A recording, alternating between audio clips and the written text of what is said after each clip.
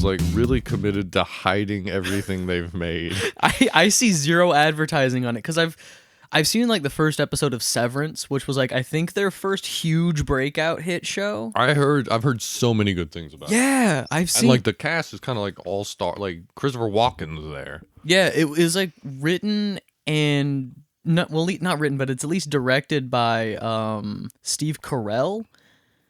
I didn't even know that. Yeah, in like a dramatic, Yeah. like he's directing this kind of drama, and like that's crazy to me.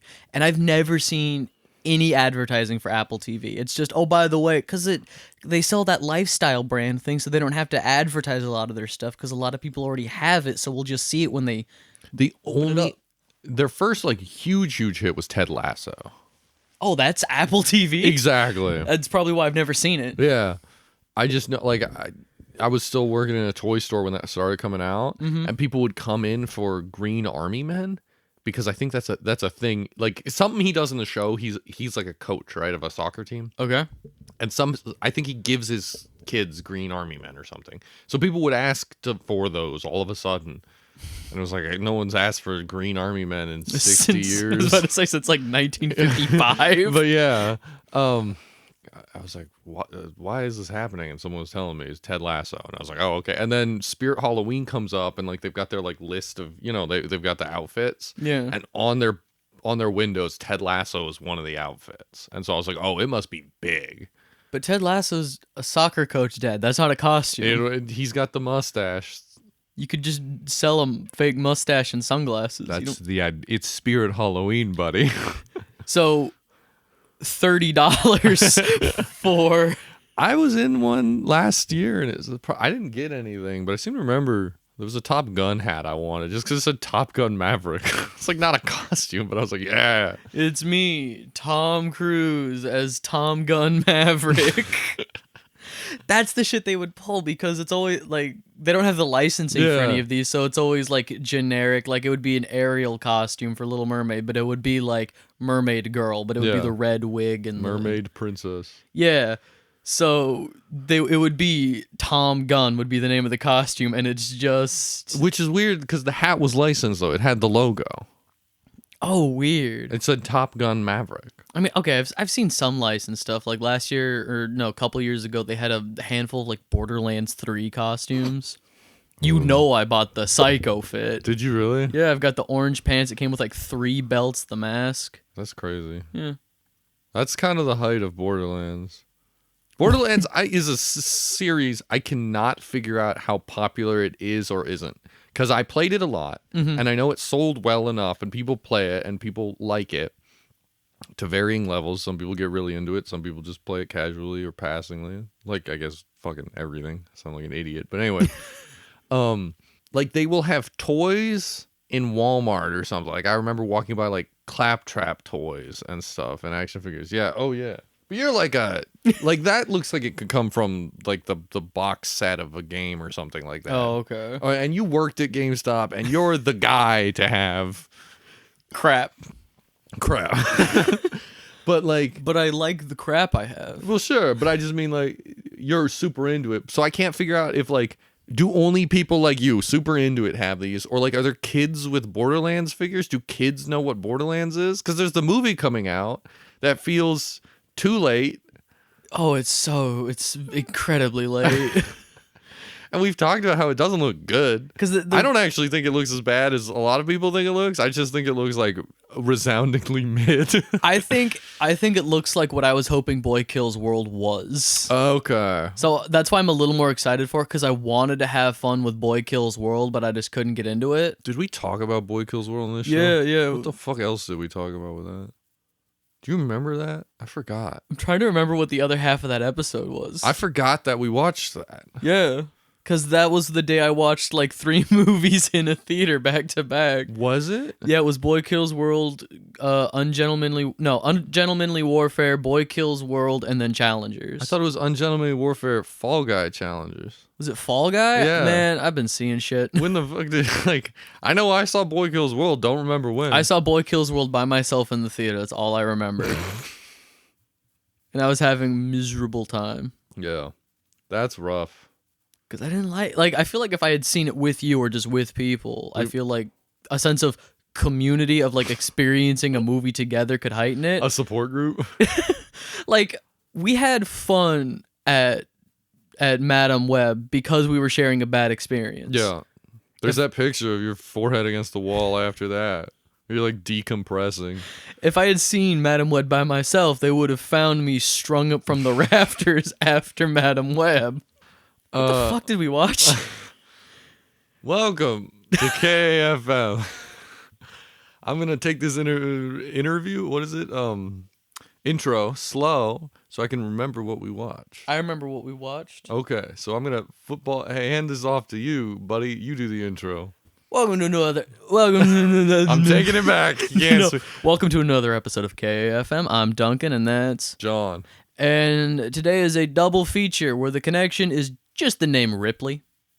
We watched Alien with Ellen Ripley, played by Sigourney Weaver, and we watched The Talented Mr. Ripley, starring Matt Damon as Matt Damon. Wait, who is Ripley? Ellen Ripley, played by. Her name's Ellen Ripley? Yes. I didn't know that. I thought her name was just Ripley. I thought it was Sigourney E. Weaver. Yeah, I know Ellen Ripley is the name of the character. Oh. But there's like other characters named like Dallas. So I thought it was just like a mononym. Just like a nickname? Yeah. You're Ripley. Cool. There's an alien on this bitch. Why'd you bring your cat into space? This is my emotional support cat. You can't ask me why. Oh, okay, my bad. I forgot the future's stupid. Now, this future is cool. There's aliens and awesome ships. The one thing I can't believe about Alien is that a ship that big is only piloted by single-digit people. There's like 9 people on that ship for a ship that big. It makes sense. What? I think it's mostly just like mining, refinery shit. Like I think what they're basically hauling the equivalent of a tractor trailer, and they're just in the little pod. Okay, I guess. I don't know, because like there's the Nostromo. There's like scenes of it from like the outside. Yeah, and like that's too big. What is in all that? I thought that was just like drills, because they call it a refinery ship or something. So where are the miners? No, like I'm always asking this. Where are the miners? No, they like load it up and then you just take it because they're like space truckers. Is the whole thing, right? Yeah. So like you're hauling planets worth of junk. You're like stockpiling it. So the Nostromo brought to you by John Deere. Yeah. Okay. Like unironically though. Yeah. Okay. Because I mean, Alien's a movie everyone's seen or knows about, to the point where like you can't even watch it without kind of already knowing it. I'd only seen it once before. Wow. And I remember liking it. I remember I watched Alien and Aliens, and I liked Alien more. Yeah. And I only have seen both once, so I got to see Aliens again. Because on my second rewatch of Alien, it was fine, but I don't know if I was just like filling in the blanks because I know everything at this point, or if the movie just doesn't hit for me as much. Because it's good. Yeah. Ridley Scott's great. I love me some Ridley Scott. Kingdom of Heaven, it's awesome. But this one, it's great. Like people call this like one of the best movies of all time. This is like on his mantle. Like this is one of his opuses. Like one of his. Yeah. This is considered one of his like greatest crowning achievements. And I think it's like pretty good. That is a running theme on this. We'll watch something that people hail, and you're just like, yeah, all right. Is that a running thing? It has happened more than once. You've even talked about it, where I think it was an intro to an episode. You're like, "Welcome to KFM, where we watch movies that everybody thinks are great, and I think are 6 out of 10 at best." That sounds like me. Oh yeah, yeah. That was American Beauty, wasn't it? Yeah. Yeah, it was mid. Oh man. Alien is not mid. Alien's good. But like when people give it like a 9 or a 10, you give it like an 8? Yeah. Okay. Maybe even a 7 if I'm feeling pissed. Ooh. Well, what would make you pissed about Alien? Nothing. I just had a bad day. I put it on. I'm like, shut up. 7 out of 10. Why are there 2 women on this ship? Nah, that was fine. This is as they killed Harry Dean Stanton, my beloved. Dude, I've felt. I texted my dad that I was rewatching it because he fucking loves this movie, and I realized half the people in this cast are dead. Aw. Yeah. Who? Harry Dean Stanton. Yaphet Kotto, Ian Holm, oh, I can see his face. Was the alien?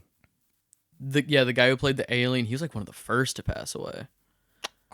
I'm at the Xenomorph. Oh no, like the guy actually in the suit. Oh yeah. He was like did he also do the Predator suit?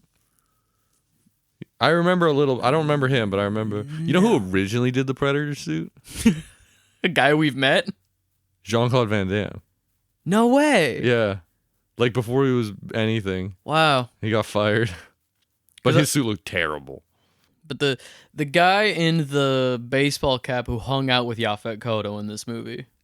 With the Hawaiian shirt? Yeah. Harry Dean Stanton. Then who am I thinking of? I don't know. There's some other guy that whatever. Tom Skerritt? No, I think he's still kicking. Okay. I think he's still kicking. I think the two women in this movie are still kicking. Well, I know Sigourney Weaver's still around. We would have heard. She's also in a show I've been watching that I really like called Resident Alien, starring Alan Tudyk. Oh, my parents liked that show.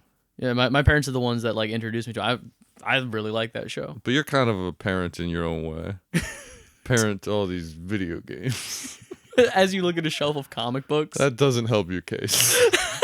Oh, sorry, I didn't look at the video games. I looked at the comic books. Oh, and there's the board games. There's the video games. You think you're going to get buried in a PlayStation pyramid? I hope so. I want it to look like the PS5. Do you? I want to be buried in a monolith that looks like the PS5. That thing's ugly. Yeah. Bury me ugly. I'm dead. What do I care? With the little plaque that they put on nuclear waste sites. This is not a place of honor. There is no treasure buried here. Turn away. But yeah, Alien is a movie from 1979 by Ridley Scott, one of his earliers. That's beloved, and you know what happens. And if you don't, there's an alien on a spaceship, and it kills everyone. Doesn't kill everyone. Kills almost everyone. And what I did appreciate was that this movie, I'm assuming this is intentional, 1979, not a ton of like female-led movies, right? Mm-hmm. It spends about 40 minutes making you think the captain is the main character. Yeah. And maybe other people have made this observation before. I don't know. Probably, I'm assuming, in this 80 years this movie has been on the market. 80 yeurs? What do you think 1979 was? Give me the number and I'll say the real one. Exactly. 45? Okay, 45. The 45 years this movie, I'm sure there's no analysis I can do that hasn't already been done. But now I'm saying, so I care. But I was interested because I was like, oh, they really... so Ripley doesn't talk for like the opening scene. Mm-mm. Everyone else talks and the captain talks the most. And they really lead you to believe he's the main character before they fucking ice him in the tubes. And it's like, damn, Ridley Scott's just been a genius his whole life, huh? He's just the perfect man. This movie, so there's not a whole lot to like go beat by beat for plot with. It's people on a spaceship transporting something, mining equipment, and do they also have the stuff that was mined? I don't know. The opening blurb just calls it like a refining vessel. Okay. So when it's got those 4 pillars, I assumed those were drills. Oh, okay, maybe. I'm sure there's an extended comic book and tie-in novel that someone could explain to me, and I could fucking glass-eyed while they speak. Gloss over. Yeah, they come across was it a downed vessel, and it was like in our code it says we have to check this out. Yeah, distress beacon. Yeah, so they check it out. They bring an egg onto the ship for some reason, and the egg hatches. They don't bring an egg onto the ship. They bring a man onto the ship. who got sucked on. Yeah, so they bring him on just because. There's actually a whole debate about that. So the movie, that's really fast because it's got a really slow pace, atmospheric. Back when they made movies for people, this is like 45 minutes into something finally happens, but it looks cool. So because they were like, you have an attention span, you're a grown motherfucker, you can watch the movie instead of like you're an iPad baby Subway Surfer. We gotta flash shit on the screen. Do you think Alien Romulus is gonna have Family Guy funny moments in the corner? It better, otherwise I'm gonna leave the theater.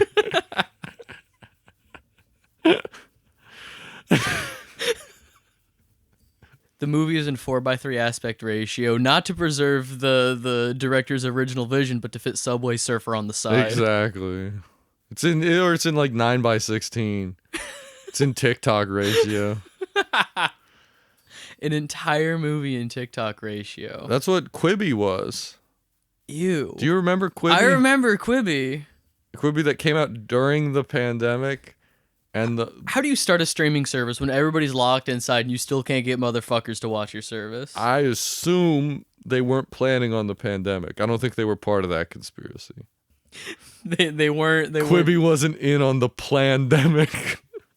Oh man. But yeah, it was all like vertical aspect ratio or like 15-minute clips. Some of them were sideways, but some of them were like that. Weird. And it it crashed and burned immediately, and no one wanted it at all because it was butt shit garbage. Like, there's a reason I'm saying remember Quibi instead of, hey, do you want to check out this shit on Quibi? I remember Quibi came up recently in something I was looking up. It was one of those like a graveyard obituaries. Basically, I was doing some research for the end of month gaming live stream that I do. Mm-hmm. And I was looking up names, trying to like fit names into timelines, figure out who was working where. And there's a dude who just keeps burning bridges. Like, I think he was in charge of Embracer Group at one point, but one of his like little notches in his belt was he was one of the co-founders of Quibi, and it was one of those things of like, oh, everything you've been a part of has sucked. It's crazy to still have jobs, right? Like, if I work at Subway and I can't put the sandwich together, I get fired. And you're not I'm in charge of one sandwich. You burn $400 million on an easily disprovable dumb idea, and they're like, all right, well, next time we probably got to give you $600 million because that was where you came up short. You didn't have the finances to back up your vision. But I mean, like, it's going to happen with Zaslav. When people finally get wise to Zaslav's horrendous business plans and they fire him, it's going to be with severance and he's going to find a job somewhere else. Do you think he's doing a bad job, or do you think he's doing what they hired him for? I think like, is he a hatchet man to just cut the so Zaslav was in charge of Discovery before the merger. Okay. That's why he's in charge now. Oh. When Warner Discovery merged, for whatever reason, even though arguably Warner Brothers was the larger company during the merger, they put the guy in charge of Discovery in charge of the new conglomerate. And I read an article. Rumor has it they're planning on splitting like 2 years after this merger. Incredible. All I know is they just lost the NBA for sure. So the NBA has been on TNT, and all that for 20 years, or more. I don't know. And then they lost it to like a Disney Amazon buyout sort of deal. But it's been sort of up in the air. They fight that shit in courts, or like, the equivalent of financial courts, investments, whatever. And Warner had some sort of like option to match the deal and grab it in a last minute thing. And it fell through as of yesterday. Because they don't have the capital to match it. Well, no, they said they did, though, and then they couldn't. Poor! Because they didn't release Coyote Acme. That's true. Would have made them $1 bajillion. Coyote Acme and Batgirl.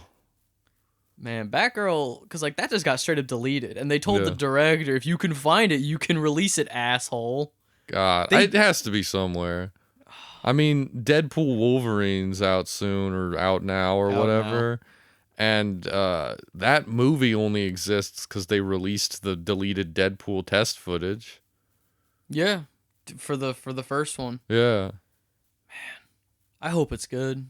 Deadpool Wolverine? I want it to be good, and Marvel needs it to be good. Sure, but aren't you a little sick of like it all? No, like life or yeah. I hope an alien kills me. Oh yeah, we were talking about Alien. No, because I don't have anything to say about Alien. Do you? It is, I think, one of the pinnacle of the final girl subgenre. Wouldn't it have been pre-Final Girl genre? No, because it was around the same time as like Halloween. Halloween 78, so the year before. Yeah, like the 70s was around the genesis of that idea. There were a lot of horror movies. I think Because when I hear Final Girl, I think 80s. I think Friday the 13th, Nightmare on Elm Street, all those, I think 80s. I think they existed in the 70s, but there wasn't a term for it. Okay, because that would have been end of 70s, 78, 79. I think, don't quote me on this because I haven't seen the movie, but Last House on the Left? I don't know. I haven't seen the movie either. I think that's a Final Girl movie, and that was also like early 70s. Like 70s is when that idea started coming around of like... That's Texas Chainsaw Massacre. Yeah. Yeah, that's like 74 or something. All right. It's the pinnacle of Final Girl genre. Man. Because like it's... There's a lot of movies that are sold as Final Girl, slasher fix and stuff. I think this goes beyond it and is just a good fucking movie. That's true. It is. Well, I mean, every movie we've listed is a good movie. Except for maybe Last House on the Left. We haven't seen it. Well, I'm trying to remember the movies we literally just named. Friday the 13th. Friday the 13th. Halloween. Which Friday the 13th? So, shocker drop time. I've only seen the first one. Really? And I've never seen A Nightmare on Elm Street. Okay, Nightmare on Elm Street, first couple ones were okay. First couple, and then like Dream Warriors, I think was like 4 or 5. There's one called Dream Warriors? Something like that, yeah. That's awesome. But Why am I not watching these movies? Yeah, that one was pretty fun. That's where you start getting like Freddy Krueger just calling people bitch and stuff, where they just stopped caring. That's crazy. Yeah, that one was fun. I gotta watch more. You've seen these? You're scared of horror movies. I don't like...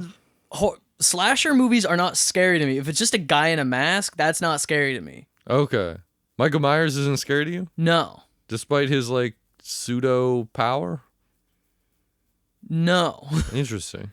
I love the Halloween movies. I've only seen the first one. And I saw it last year for the first time. I saw the first of the like new reboot trilogy. I've not seen Halloween Kills or Halloween Ends, whatever the new one. Well, I've heard good for the reboot, and then yeah, I really liked the first of this new reboot trilogy. October's coming up. Maybe we can watch a few horror. Yeah, I did that last year too. I watched a couple or a bunch, and then I ended up just watching like 50s horror, like House on Haunted Hill with Vincent Price. I love old horror. Like I know like Young Frankenstein kind of lampoons that idea, but those are fun. Young Frankenstein rules. Well, besides Young Frankenstein, like the ones that they're lampooning, like Nosferatu, Dracula. Oh, like the original 30s horror. Yeah, I like the old Universal Pictures. Yeah, I watched The Mummy recently and The Invisible Man. I like The Invisible Man. Last year around Halloween time. Man, I cannot stay on topic with Alien because I don't have anything to say other than like it's good, but not that good. Come on. Okay. If you don't think it's that good, where do you think it falls apart? Like, what do you think the alien doesn't look that cool? Really? He shows up in full frame behind Harry Dean Stanton. You see him, and I'm like, okay. And I don't know if it's my brain filling in because I know what the rest of the alien looks like. But then later on in the movie, the like cuts, he's just kind of standing there and swiping. He just looks like a dude in a suit. And then when he's like laying in the ship at the end, it's kind of spooky. But he's like just curled up. He's like in the fetal position, just like nah, with his hand. That's interesting because when this movie came out, one of the things it was lauded for is that the alien didn't look like a guy in a suit. I know. So I don't know what was wrong with me. I think I'm the issue here. Well, so because I still think it's good. Hindsight being 2020, there's definitely been like worse, like AVP definitely shows too much Dog shit movie. But like they show too much alien at this point. Like same with Predator. Like the first Predator movie was good because like even when you saw it, you weren't entirely sure what you're looking at. Like yeah, it looks like a guy just standing there, but like he's got the mask. You're not sure if it's like a mask or if that's actually its face. You know, like they do a good job, at least I think for the time, of making things just like inhuman enough to still look cool. But nowadays, like Predators 2018 that we watched, the design is boss. Like Geiger went off with those ones. Face hugger, all that stuff. I mean, the impact can't be overstated. And I understand its relevance culturally, pop culture significance, and how it's just like objectively a great movie. I was just watching it and I was like, oh, I rate this lower than most people do. This isn't the fun. But it's like that for me with The Thing too. Really? The Thing, I'm like, yeah, it's a solid 7, 8 out of 10 picture. What is a 10 out of 10 movie for you? Michael Clayton. I've not seen Michael Clayton. I have 5 copies of it. Do you want to watch it? Sure, I'll watch The Michael. Truman Show. That's a perfect movie. But like the Thing is one of my like perfect movies, like one of my favorite. I love The Thing. And again, you talk about like me not being into horror. The Thing, for how old it is, what, 1984, 1986? Somewhere in there. Mid-80s. That still holds up incredibly well. The Thing from like 2013 or whatever has got no sauce. And it's John Carpenter. It's like Ridley Scott. Like, I love the director, right? I would not ever say they make bad movies until Ghosts of Mars, but... But I mean, that's Ghost of Mars. Yeah, exactly. And there must be a Ridley Scott version of Ghosts of Mars. I just can't remember what it is. I liked Napoleon more than most people did. I think Ridley Scott was The Last Duel. I love The Last Duel. Really? I haven't seen it, but I know that did not do well. No, because that was a theater release kind of at like 2021, still in COVID-ish thing. Oh, okay. And it was like old, like a medieval setting that was targeting like an older demographic that are all like aware of, like, they don't want to go out to theaters right now. COVID's and thing. And it was theater release only and it just bombed. But it's good? It's good. Is it Ridley Scott? Yeah. Okay. It's awesome. It's like a remake of like one of his first movies. Not a remake, but it's like one of his first movie involves 2 knights dueling, and then this one involves 2, and so it's sort of like a spiritual remake. But he's got money now, and Adam Driver. I like when directors do that. Like the difference between like Alfred Hitchcock's first attempt at 39 Steps and his like second, like his remake of his own 39 Steps. I like. He made a remake of 39 Steps? Yeah, he remade 39 Steps. Which one did I see? Like the one we had to watch? Yeah. That was the original. I love that movie. He remade it when he was a name and had budget. Interesting. Because the original I actually really like. Yeah. So I wonder if I'd like the remake. Maybe. It's boss as hell to remake your own movie, though. That's awesome. Yeah.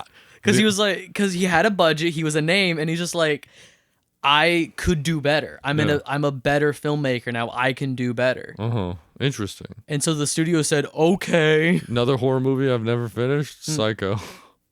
Really? I watched 40 minutes and they put the car in the tar pit, and I was like, okay, I've seen enough. I gotta get to class to pretend I watched this entire movie.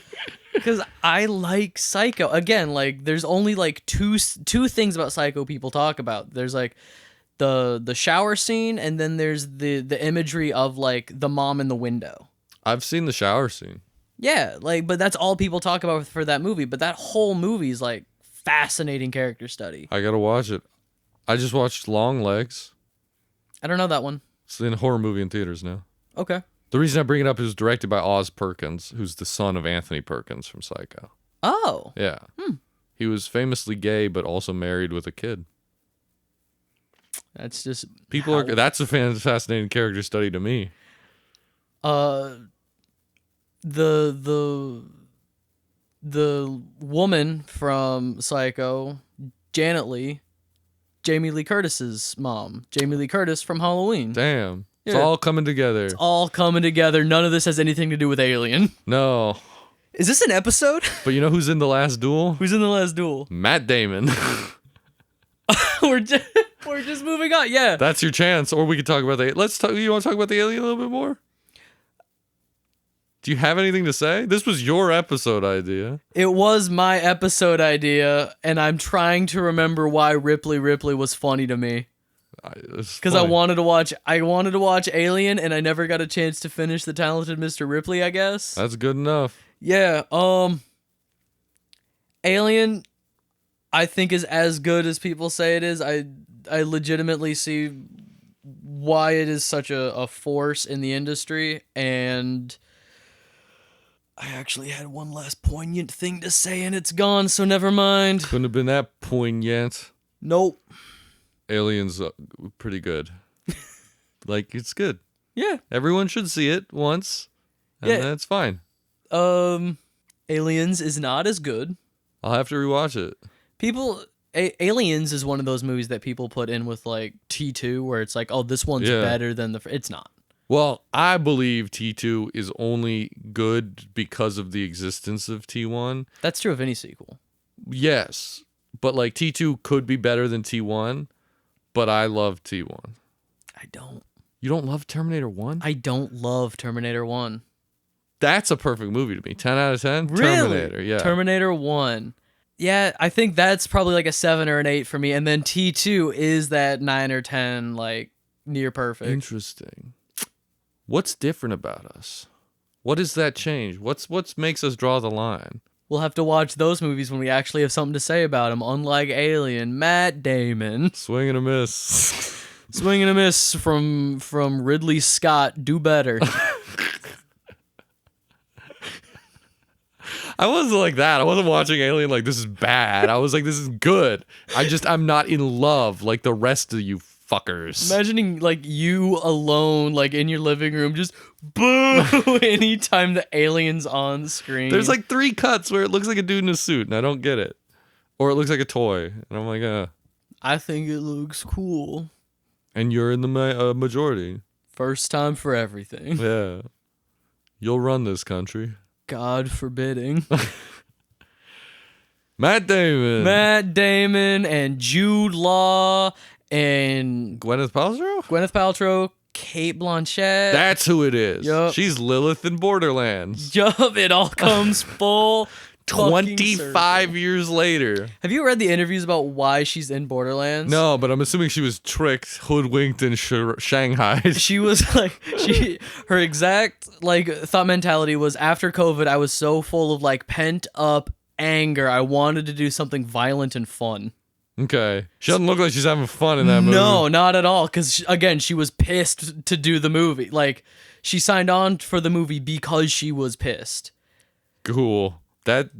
How long ago did they film? They filmed like 4 years ago, right? Yeah, and then they had to go back and refilm. Apparently, I've heard rumors, I don't know for certain, but apparently a lot of because Eli Roth was busy doing Thanksgiving, a lot of the, he had time to go do a whole ass other movie, and it released with marketing and everything before Borderlands even came out. But I heard rumors that Todd Phillips did some of the redirecting. The Joker guy? Yeah. Oh my God.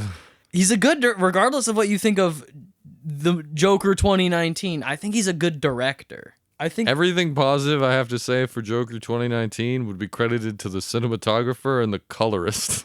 It's got a good palette. It's got a really good color palette, and so there's some good shots, but he didn't do that. That's fair. But yeah, I've heard, again, don't quote me on that. I'd have to cite sources, but I've heard rumors that Todd Phillips did some of the redirecting for. He's like, listen, we got some time between Folly Ado, so I'm gonna do Borderlands. Yeah. Oh my God. He's really batting 1,000 for you. I know. Thanksgiving and Joker brings you Borderlands. No wonder I don't give a shit fuck about this movie. I haven't seen Thanksgiving. I've been told I'd hate it. You'd hate it. Yeah. If you don't you I've heard it's like gory horror. You said you don't care about slashers. They don't scare you. No, because it looks. But I think the kills would make you physically uncomfortable and disgusted. Yeah, that's fair. Because do you want to? No, we don't have to. Okay. Let's talk about the talented Mr. Ripley, which is gay. And yeah, I mean, I love it. You love it? You love this movie? Legitimately, because I remember it was on like Netflix or something, and I was watching it because I had heard good things about it, and then I had to go to class.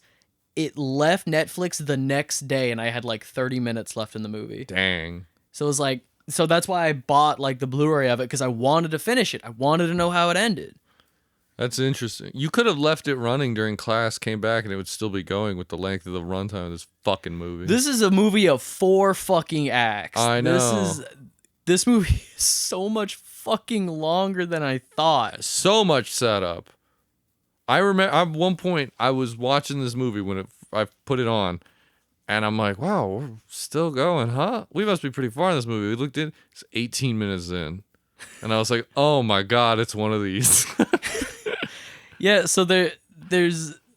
I can remember specific beats where it's like, okay, this is the end of Act 1 going into Act 2. This is crossing the threshold. And then, oh no, is this crossing the threshold? And then I look and I'm not even, halfway through the movie. Crossing the threshold of my patience. So The Talented Mr. Ripley is American Psycho for the queers in that it's about a guy that wants to be anybody but himself.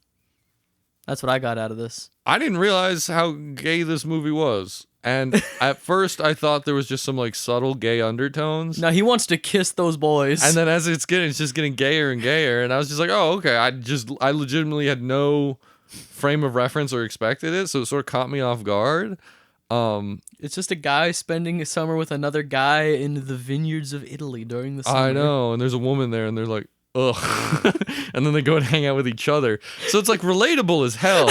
But I didn't expect it. So the only thing I knew about Ripley is this is a book, right?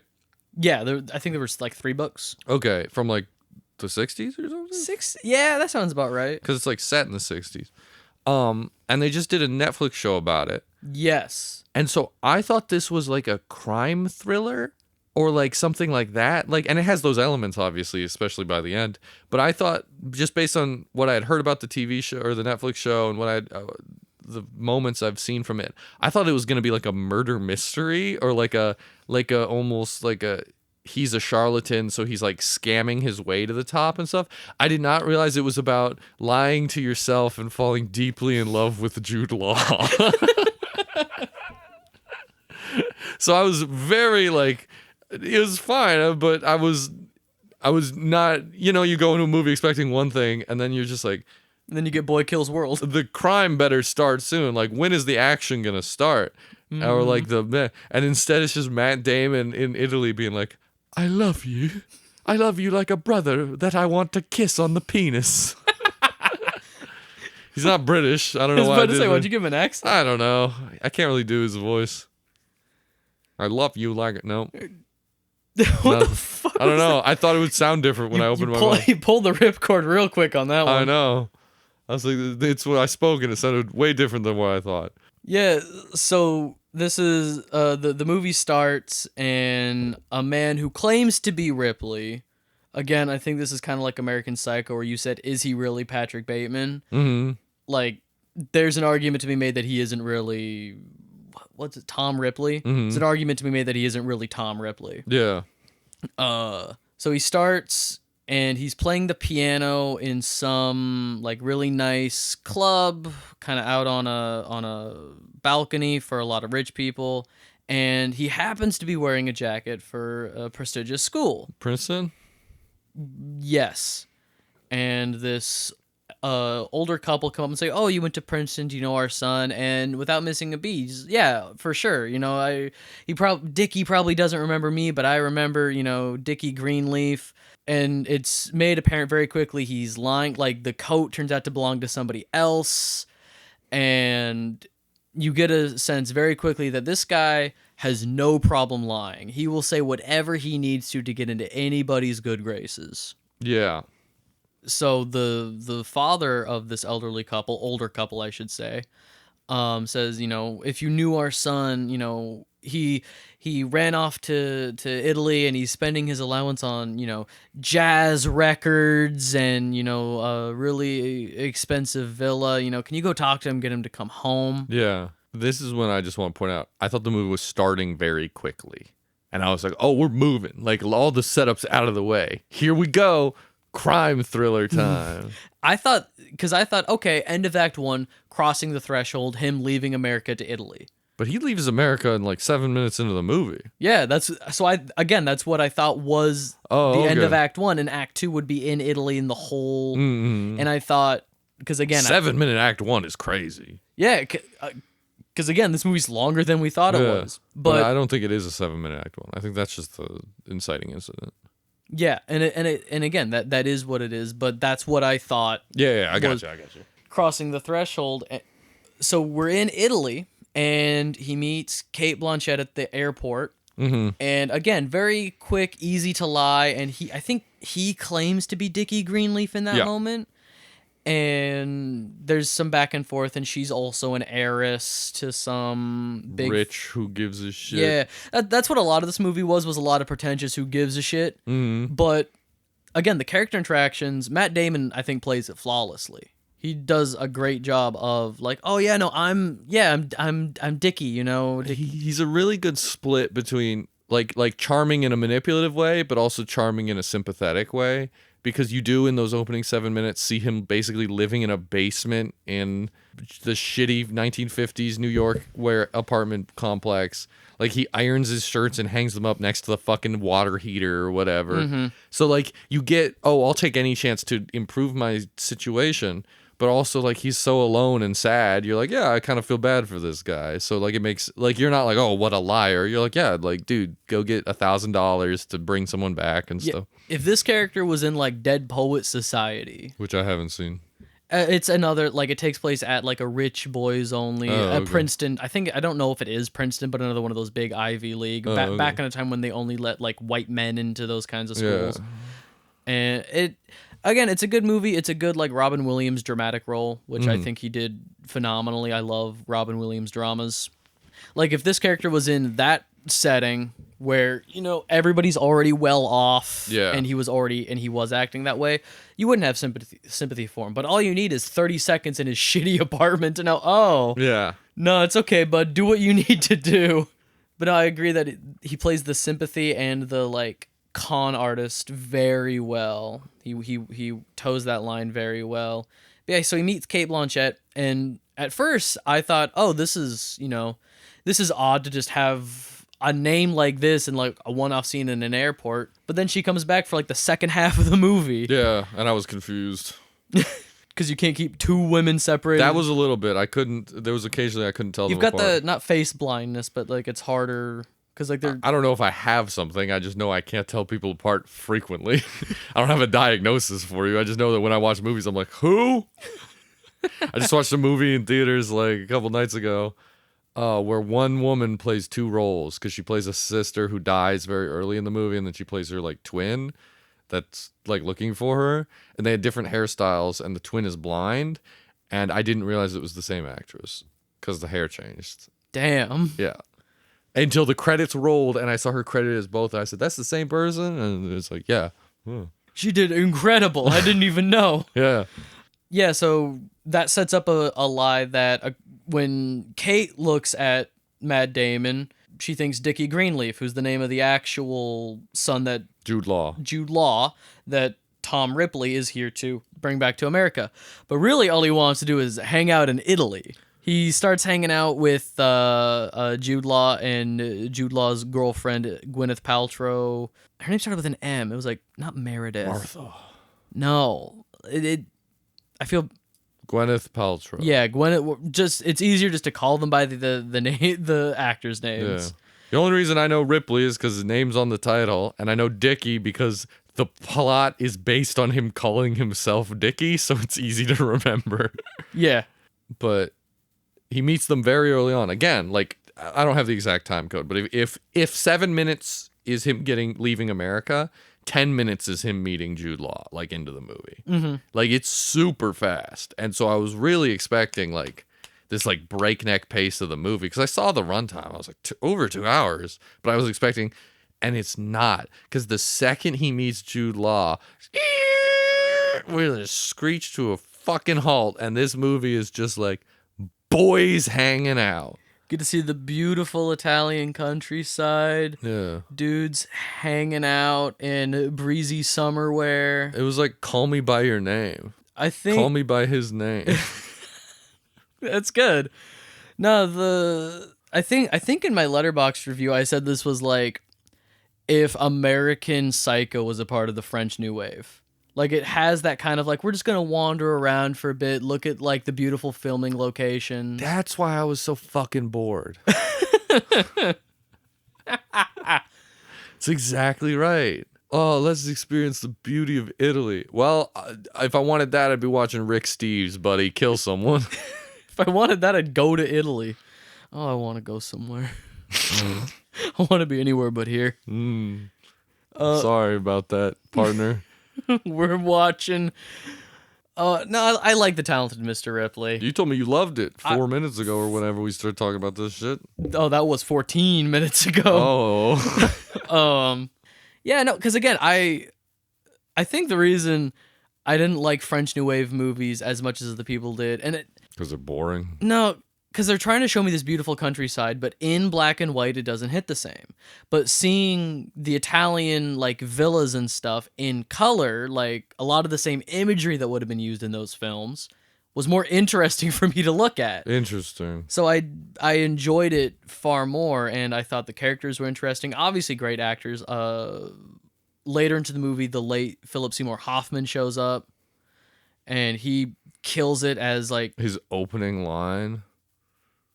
God, don't you just want to fuck every woman just once? I thought it was, don't you want to fuck every woman you see just once? Sure. Whatever. But yeah. I can't do it justice anyway. Because you're not him. You're not Phil. Exactly. You're not Land Philip Seymour Hoffman. So... Ripley meets Dickie. Ripley meets Dickie. They hang out and they immediately click. Well... Or it seems like they click. It's worth noting that Tom did a lot of research on Dickie. Yeah. He bought a lot of jazz albums and was he was listening to them over and over again, quizzing himself on who is this, like he would put like a best jazz of this year record on, and then he would, put the needle down randomly and be like, oh, this is so-and-so's track.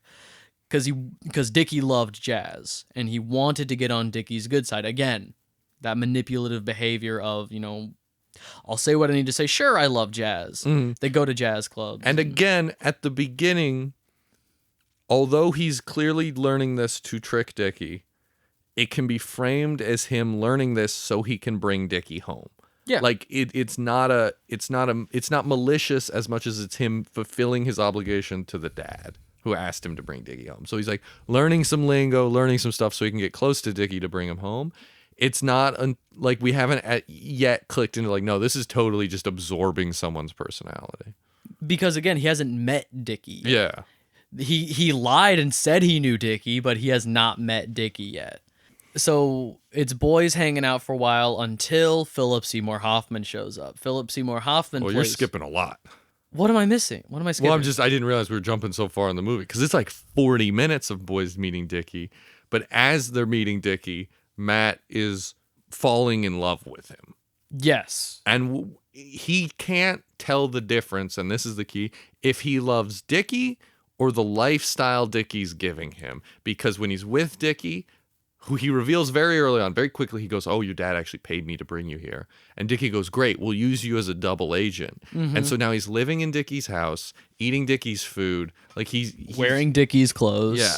Everything there is he's now in the rich lifestyle that he's wanted, and he doesn't have to bring Dickie home. He just gets to be his best buddy. It's hard to tell, do you want to be him or be inside him? Yeah. That's the moral dilemma of the film. And this isn't subtle. No. They're playing chess while Jude Law is naked in a bathtub, and then Matt Damon goes, can I get in there? And Jude goes, no. But not like a no, like a no. Like, oh, you want to fuck me. And then Matt goes, not with you in it. And then Jude goes, oh, okay. And sure, buddy. Gets out, you see his full penis, and then Matt would be getting into his bathwater. Like, that's very personal. Yes. So it's clearly like him falling in love. But again, they're splitting different. Is he falling in love with him or the idea? And then Philip Seymour Hoffman shows up. Frankie. And Philip Seymour Hoffman is an older friend of Dickie, somebody Dickie has no longer and Dickie has a better rapport with. And this becomes a threat to Matt Damon's new lifestyle, to Tom Ripley's new lifestyle. Both in the sense of, I love living this way and I love Dickie, because now Frankie is taking up more of Dickie's time. And Frankie is clearly like lives this jazz party lifestyle and stuff. All the stuff Matt Damon or all the stuff Ripley had to take on to join Dickie's life, Frankie naturally liked, so he's in the life already. Mm-hmm. And so Ripley can't overcome his like, we're gonna miss the train, we're gonna do this, like his sort of his nerdier, I guess you would call them, or like more put together qualities that Frankie doesn't have. So Dickie and Frankie just click naturally, and Ripley's jealous of that, and Frankie just sees Ripley as a leech. Yeah, he feels like the only one that genuinely can see what's going on with Ripley, because it's like, I don't know you. You're not a part of the scene. You came out of nowhere, and you're best buds with Dickie. Yeah. That's not a coincidence. Like the outside eye looking in, the bird's eye view of the scenario. It's like, if you were a part of the scene, I would have heard of you. We would have met sooner. Yeah. You're here for Dickie, not for the lifestyle. And so immediately, with Frankie in town, Ripley's uninvited to things. Suddenly, Dickie's with Frankie, and Gwyneth Paltrow says, like, "Oh, that's just Dickie. Sometimes he looks at you and like you're his number one guy, and so you love it. And then when he's gone, it just feels like the end of the world." Matt Damon and Gwyneth Paltrow's characters play so well off each other because they're both in love with Dickie. Yes. So when Dickie's off having fun with Frankie, they spend a lot of bonding time. And at first you think it might be like part of Ripley assimilating Dickie into himself in, he's dating this woman, so I'm going to get to know her. I'm going to fall in love with her so I can be more like Dickie. No, they're bonding over both loving Dickie. Yeah. They're both the spurned lovers in that moment. And then, I mean, it gets, Ripley is now watching Dickie have sex with Gwyneth Paltrow, and then Frankie sees that, and he's like, ugh, like, how goes the peeping, Tommy? Yeah. But again, and he's kind of a dick, but he's also the one that's sort of more morally, like, watchful in the sense that it's like, I'm this, like, womanizing partier, but I'm not trying to steal anybody's life. I'm not leeching off anybody. I'm just kind of doing what I want to do. Yeah, I think, he's introduced as an antagonist to Ripley's plot. I would argue to say he might be, if not the primary antagonist throughout the story, he's definitely like a prominent antagonistic force throughout. Yeah. But morally speaking, outside looking in at the whole situation, like, oh, he's kind of a dick, but he's not doing anything illegal. All he has done is hung out with his friend. Yeah, like like nothing like even morally irreprehensible. He's just, a guy in the 50s that is vocal about his love of sex. And he's like kind of a rich asshole. Yeah, but they're all rich assholes, Yeah. so the bar is in hell.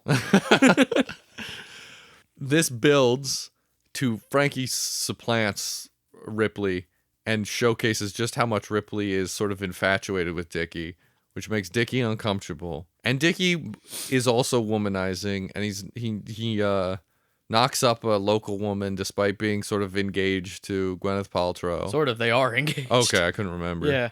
And then that woman kills herself because Dickie spurns her. Yeah, it's like, I'm pregnant with your kid. I don't care. Yeah, which you find out through Dickie. Mm-hmm. Did you know she was pregnant kind of a thing? Yeah. And so then Dickie and Tom go on like one last night where Dickie basically accuses Tom of it's accusatory, but he's not saying you did this. He's saying like, you don't even really like jazz, do you? And he's like, nah. And he like reveals that he doesn't.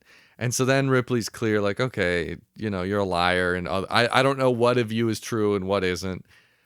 And so the next morning they go out on a boat together, and he says basically we're done. They have the breakup. We should what was this like? We should see less of each other or something. Yeah. And he's like, I'm moving. The woman I was cheating with is dead, but like in doing so, my son is dead. Yeah. And Ripley is like committed, where he goes like, I'll take the fall at one point. And he's like, I'll say it was my kid if anyone asks. I'll blah, blah. And that freaks out Dickie as well, because it's like, why? No one should be this committed to me. Like, no one should be this committed to anybody. Yeah. And then Ripley's saying things like, I know we love each other, and Dickie's not feeling that. I have sex with women. And it builds to what I would consider now the end of Act 1. Which is Ripley killing Dickie on that boat. Yes. And the end of Act 1 comes 45 minutes into this 2-hour movie. Is it the end of Act 1, or would this be the A to B goal shift?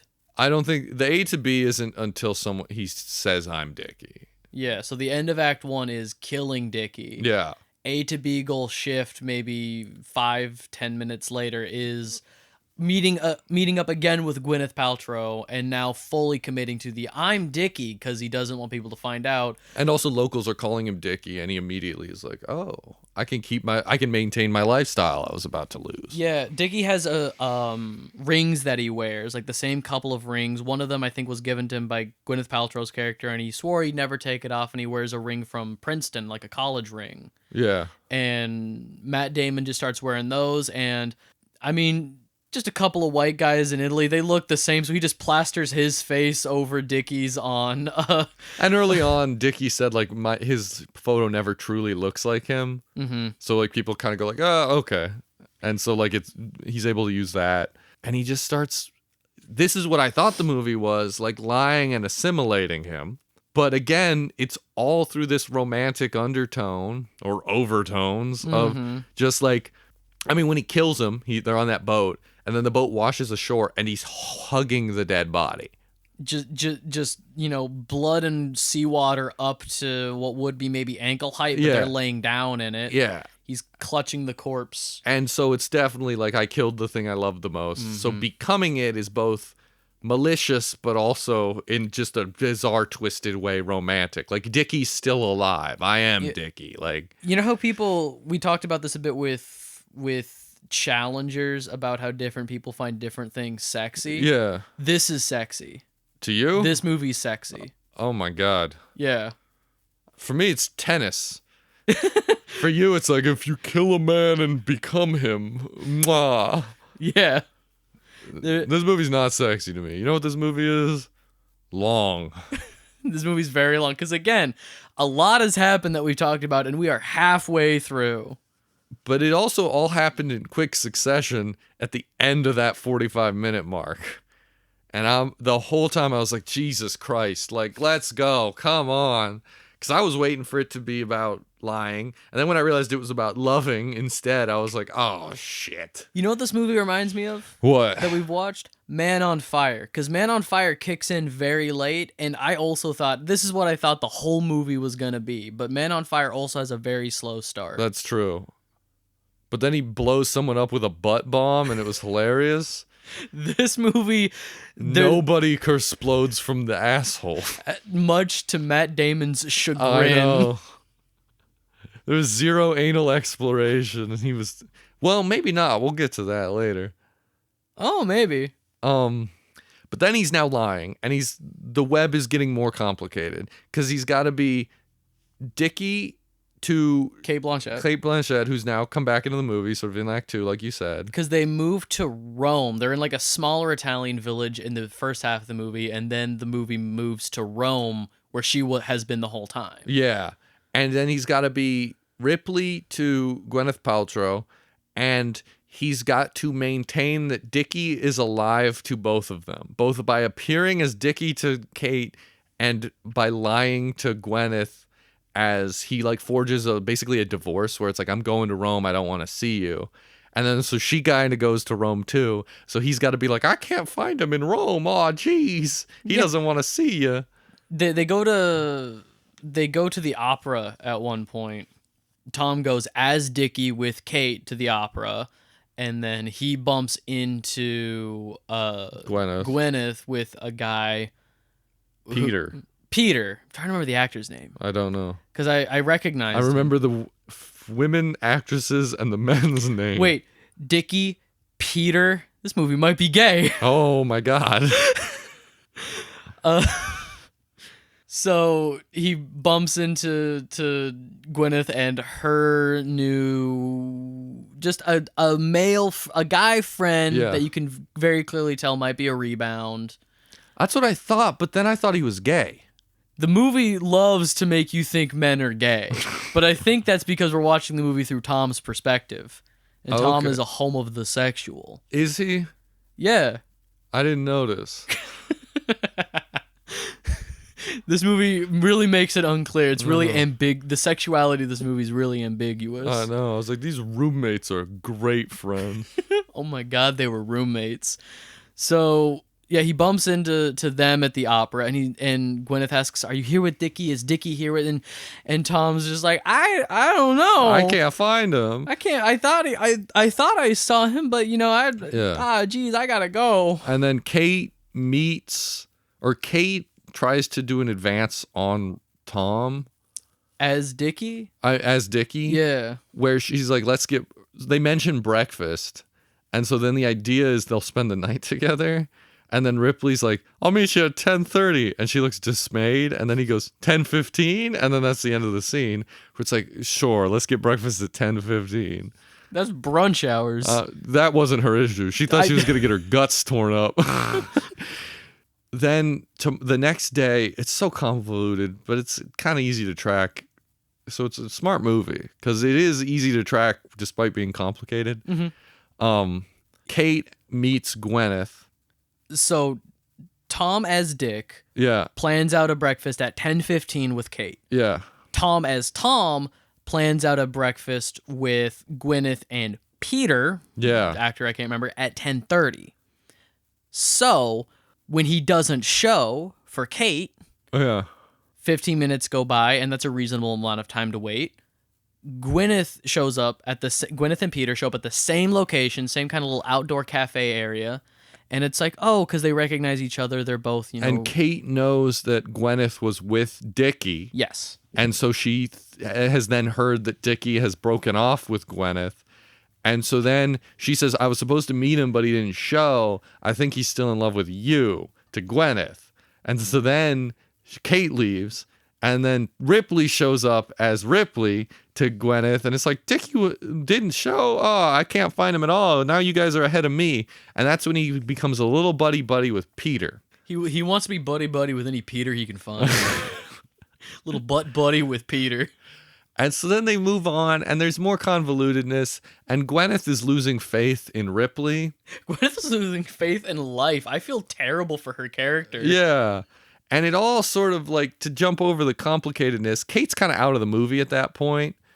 And she helps keep up the lie that Dickie is alive even when the police start getting involved. Yes, because Frankie shows back up, because now Ripley is just living as Dickie, and Frankie's like, what's going on, Ripley? I thought this was Dickie's, hotel room. Doesn't look like how Dickie would live. Doesn't look like this. Is Dickie here right now? Yeah. And this builds to now Ripley kills Frankie because he has to keep the lie. So now 2 bodies deep.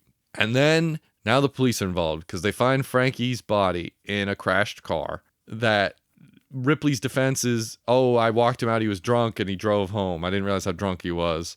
And he died in a car accident. And it's the 50s, so it's totally legal. They're like, yeah, brother. And he just has back and forth with the police. The lies are getting more complex. And then this is when Gwyneth finds the rings. Mm-hmm. And she's like, if you have these rings, Dickie told me he'd never take them off. Like, so he probably, she was under the assumption that he would always have them, and if something happened to him, they would be with Dickie. Why do you have these? So then she thinks Ripley's in on it. And she's just assuming the worst. Mm-hmm. Because he forges a suicide note for Dickie. So now she thinks Dickie's dead or alive. She thinks Dickie's alive, or Ripley has killed Dickie, which is her correct assumption. Right?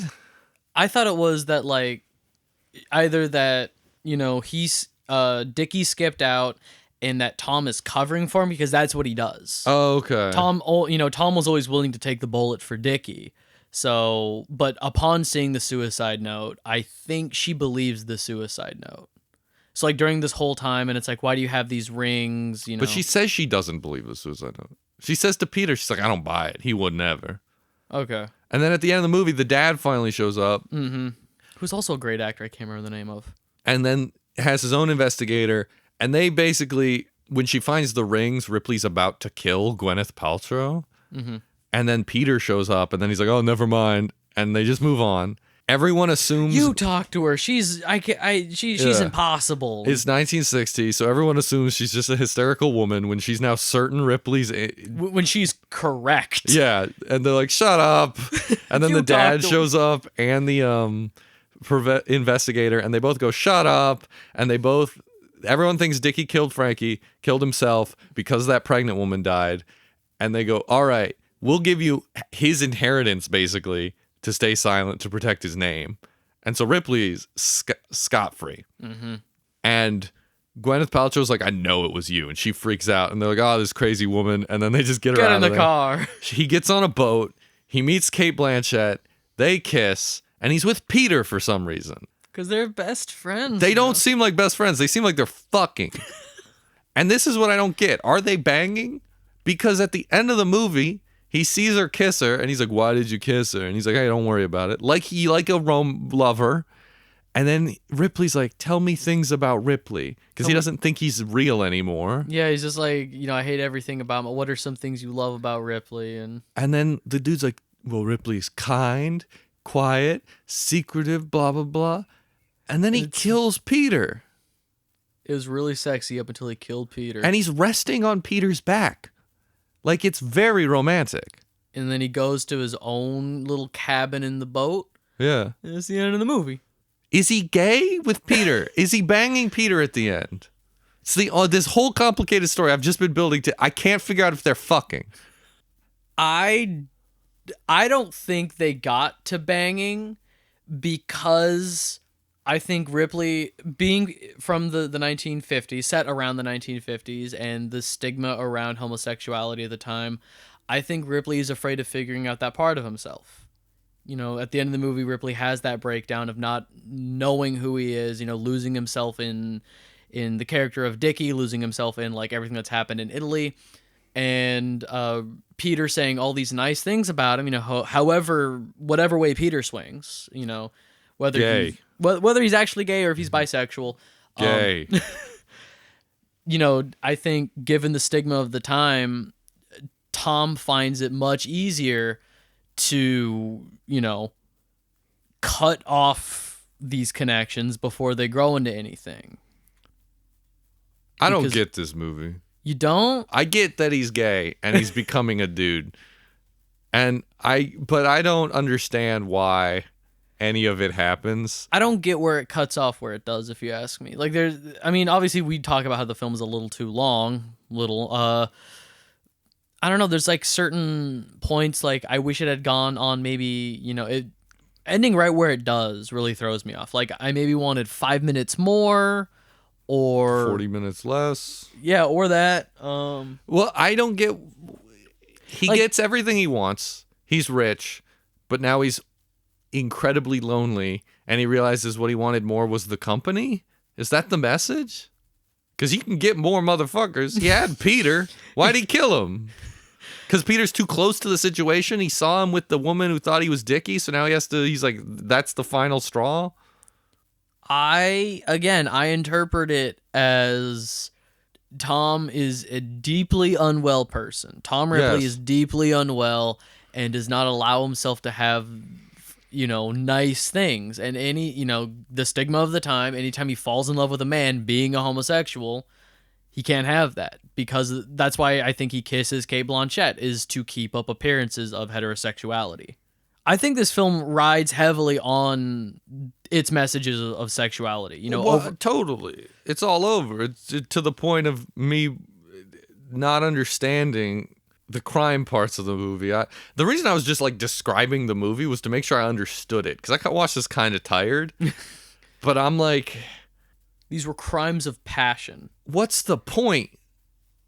Because it's hot. Why did he do all of this to then kill the dude at the end? He got everything. Why is he sad? I think this movie should have ended when the dad and Gwyneth Paltrow leave and he just gets away and is just like, well, time to start my new life in Italy. Yeah, that would have made more sense.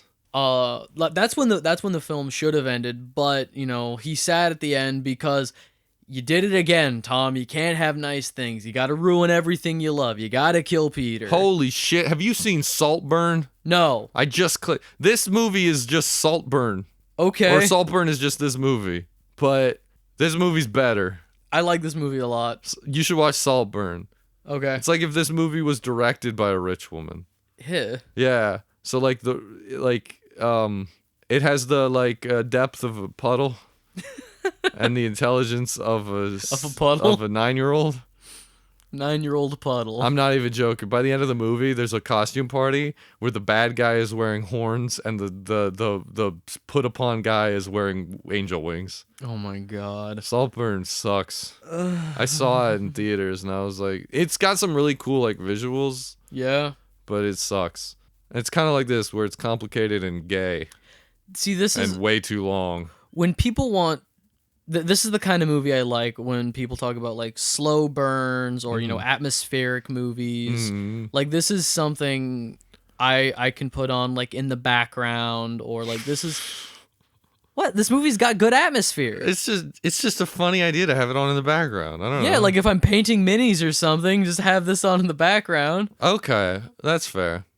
Yeah, because if I'm not if I'm reading something, but I mean if I'm just doing something and I don't want to sit in silence or if I'm painting minis at any point, I have to stop and wait for something to dry, I can have this on. That's true. I guess in my head, background movies are a little like cheaper, like an action movie or something like that. Just the idea of you being around, someone walks in your house and you're like, oh yeah, we just got a movie on, I'm doing whatever, and it's just Jude Law's penis, and I'm like, what? Matt Damon lustfully looking at butt crack. So yeah, it's about him being a closeted gay man. Are the books about that, or is this a gay spin on Ripley? I don't think it. I think this might have been present in the books, but I have not read them. Okay, and there's other Ripley adaptations? Yes. Are they all gay? I don't know. Okay. There was because this one was right in the middle of the pack. I think there was one after this, but there was 2 from the 90s before this one. Okay, there was just a Riplemania where they were like, we got to bring him back. Yeah, he's kind of like the gay Jack Reacher, where anybody can play him, and he's been around for a while, and nobody's really noticed until. What's funny is the gay Jack Reacher has the exact same name. Jack Reacher? Yeah. I don't get it, and it was so long and boring. I liked it. I know. But again, that's the dynamic of this show is either you don't like it or it's a classic you've already seen that you love. And I just like things. There's very easy to please. Plenty of movies I like. We just don't watch them.